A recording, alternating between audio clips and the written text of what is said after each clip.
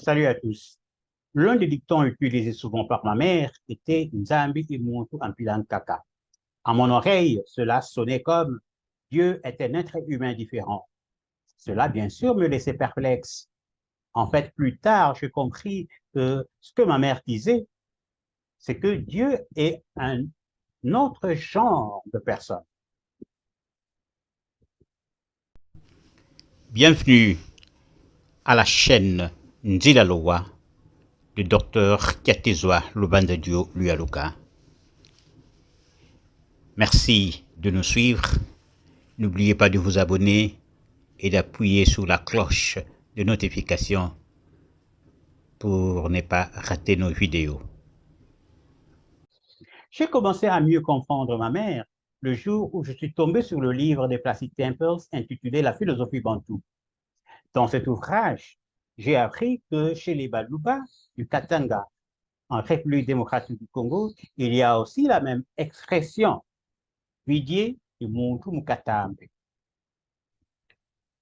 Justifiant cette expression, les Baluba ont fait comprendre à Tempers que ce qu'ils appellent Muntu, c'est ce que les Occidentaux désignent par personne, un nom homme. Ainsi, l'expression Nzambi et Muntu Ampilankata veut en réalité dire Dieu est un autre genre de personne. En effet, comment un Africain qui peut abandonner son corps visible et rester conscient de l'environnement avec son corps éthérique, comment peut-il croire que l'incarnation physique le définit? Par conséquent, le noir en est venu à comprendre que l'être est la conscience plutôt que la physicalité, et qu'il en est de même de Dieu.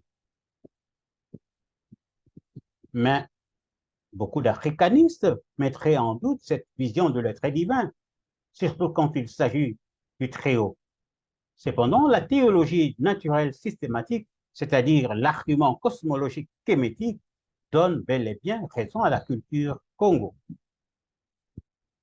Cet argument cosmologique peut s'énoncer brièvement comme suit. Nous sommes tous des êtres individuels dont cet univers temporel dans lequel nous habitons a une individualité. Il est donc l'œuvre d'une cause individuelle, un créateur individuel. La nature individuelle de ce créateur implique dans l'infinitude de possibilités l'existence d'autres créateurs potentiels ou effectifs. Dans l'hypothèse que chaque création existe dans son créateur, si nous considérons une entité qui inclut tous les créateurs potentiels et effectifs, cette entité est l'être le plus grand possible. Il est donc le Dieu très haut, la cause ultime de la création. Ainsi donc, l'attribution des individualités aux créateurs potentiels et effectifs, c'est-à-dire les enfants de Dieu, est un acte d'intelligence, car il permet d'éviter une confusion infinie. Dieu est donc une intelligence infinie. En tant qu'intelligence infinie, Dieu est conscient des individualités qu'il attribue à chacun de ses enfants. Or, la somme totale de ces individualités constitue sa propre individualité. Ainsi, en étant conscient des individualités de ses différents enfants, Dieu est conscient de sa propre individualité. Il s'ensuit donc que Dieu est une intelligence consciente de soi. Or, c'est cela la définition que la philosophie donne du terme personne. Individu ou entité consciente d'elle-même. En outre, l'argument cosmologique kémétique montre que tout sur le plan temporel est une manifestation limitée de Dieu, de la personne divine. Voilà comment, pendant que les Occidentaux discutent pour savoir si les animaux ont aussi une personnalité, les Africains ont toujours respecté la nature comme étant aussi un muntu, une personne. Pour le Bukongo, Dieu est donc une personne.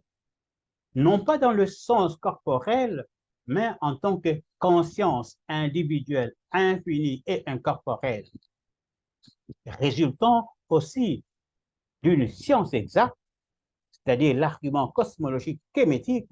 Cette vision du Dieu s'applique à tous les Noirs. Merci. Si vous avez aimé cette vidéo, s'il vous plaît, likez et partagez. Pour en savoir plus sur ce sujet, veuillez consulter mes livres disponibles chez Amazon.